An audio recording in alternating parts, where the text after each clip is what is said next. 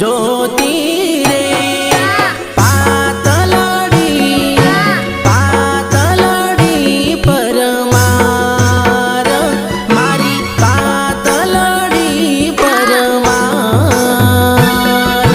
મારું વચન પૂરું કરીને હું જલ્દી પાછો આવીશ.